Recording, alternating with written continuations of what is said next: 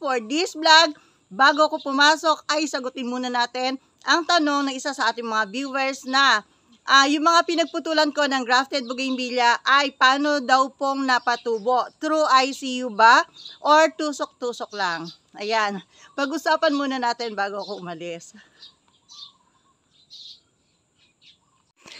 Ayan, ito po ulit yung vlog natin kahapon ng mga pinagputulan ng ating grafted bougainvillea na nabuhay na natin, nabuhay ulit natin. Ngayon, ang tanong po ay paano natin ito napatubo?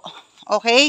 Kasama po yung mga binebenta namin online or kasama sa mga nila live selling namin ng mga RS na maliliit. Ito naman yun. Ayan. Magkasama po silang itinatanim.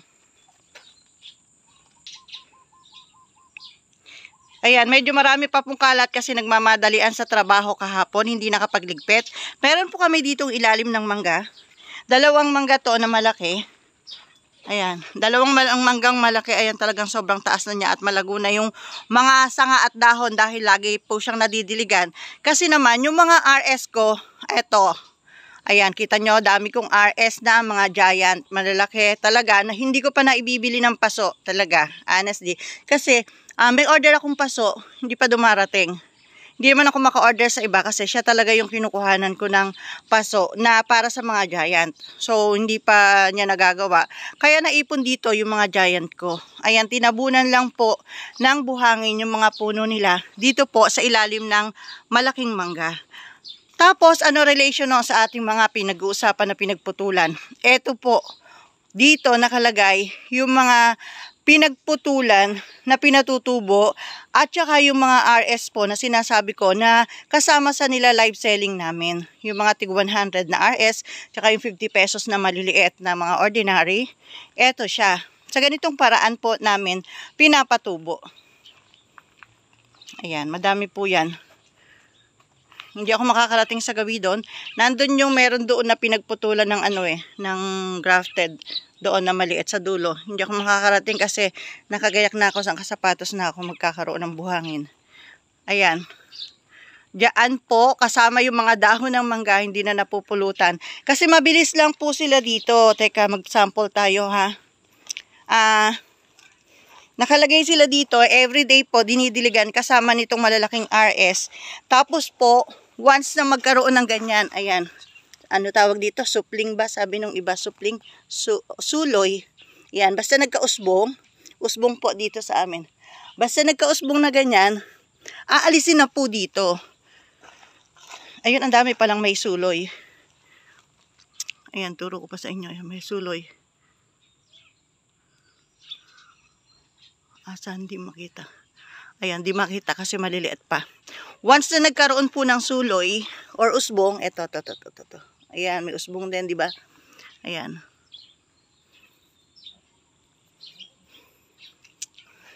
Kapag nagkaroon ng usbong na ganun, kukuhanin na po. Pakukuha ko na sa ating mga kasama dito sa garden. And then, ilalagay na po dito. Yan. Dito po ay greenhouse na po ito. May plastic to.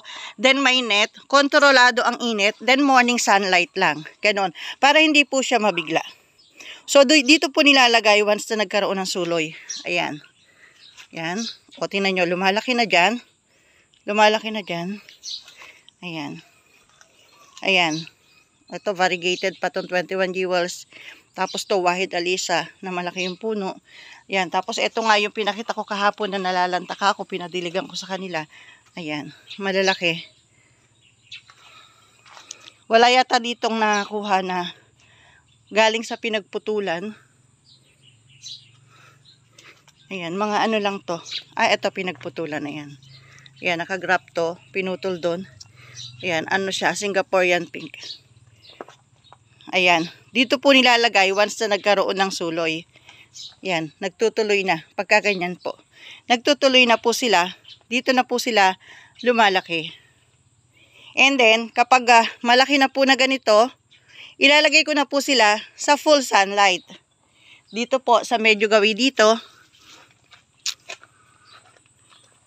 Ayan. Diyan, ayan, sa gabi dyan. Medyo mainit na po dyan. Diyan po pinupwesto at saka dito, pagbuhay na. Ayan, lalagay na po sa medyo mainit.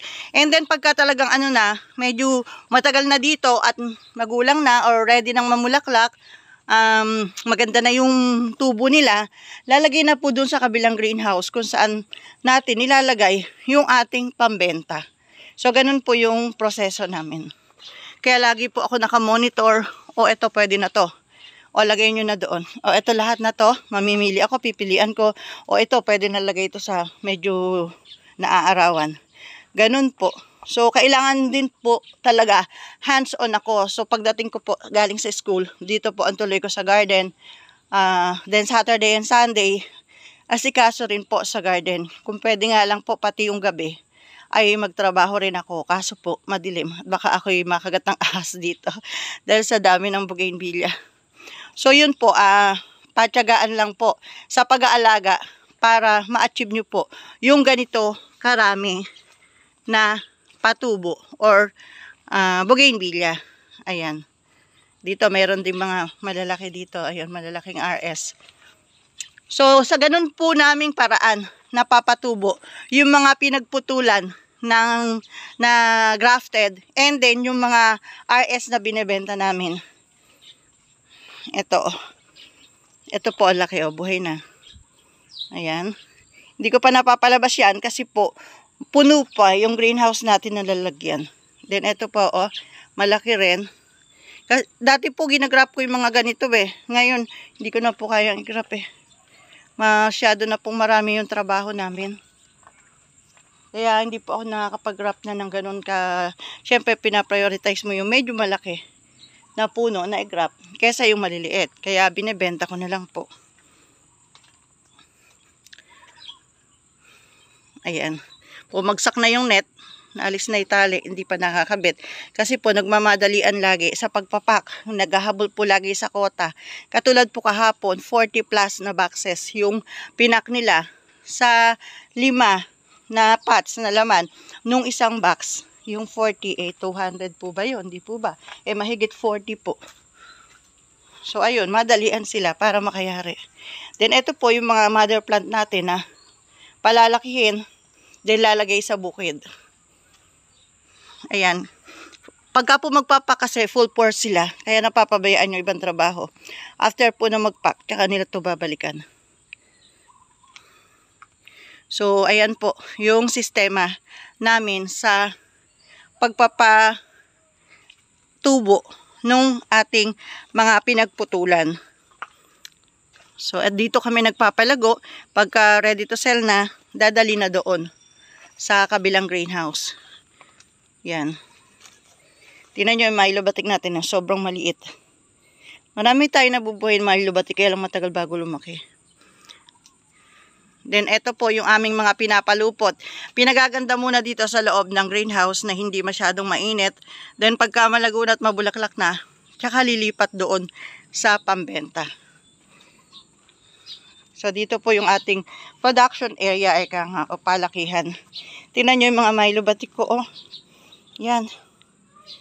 Hindi pa po pwedeng benta kasi pinagugulang ko pa. Kasi baka hindi makarating sa inyo ng buhay. Pero marami po kami nabubuhay na Milo batik dahil nga may giant ako na mother plant nito. Kailangan po talagang stable na siya. Ayan, Milo batik din po ito. Nag-iba lang ng variegation. Stable na siya bago ko ipapak sa ating mga kasama sa garden. Kaya po namin, pinagtatagal muna dito sa greenhouse. Kaya pag tinanong nyo, meron po bang Milo batik? Wala po, kasi hindi pa po nila yun pwedeng ibenta. Then ito naman po yung nakahang natin na splash. Ayan. Parang nagkaroon tayo ng semi-garden tour bigla. Ayan. Nakahang na splash. Hindi pa rin natin ilalabas to kasi marami pa tayong nakahang na nandun sa greenhouse. So, hintay muna nating lumago-lago bago natin ilabas. At tingnan nyo, hindi nakikita ng mga nagdidilig. May kasama pang damo. Ayan, gumapang na dun sa splash. Kasi nga po, bakit? Kasi nga marami sila rin ginagawa. Alam nyo po ba yung kasama natin dito sa garden ay 10, minsan 11 sa araw-araw. Pero, ayan, hindi nila nasusupport lahat yung trabaho. Nag-aapurahan pa rin sila lagi kahit marami sila. Madalian pa rin kahit marami sila. Kung meron dito Arjuna. Yan, pwede na siyang ilabas. Sa susunod, pipilian ko na ulit ito ng panlabas sa kabilang greenhouse. Okay po, that's all for today's vlog. Nakita nyo na kung paano ko pinapatubo yung aking mga RS at saka yung aking mga pinagpuputulan. Yan, ganyan lang po. Basta wag po siyang maaarawan. Tapos once na nagdahon, alisin na agad dito sa lugar na to dahil kapag ito ay naulan, for sure, yung suloy na yun mabubulok. At once na nabulok yun, di na siya tutubo. Tawag doon po, dieback. Pag nag-dieback, naku swerte pagka napatubo nyo pa. Kaya wag nyo pong papaulanan o hahayaang maulan. Okay po, that's all for today's vlog. Thanks for watching. Bye!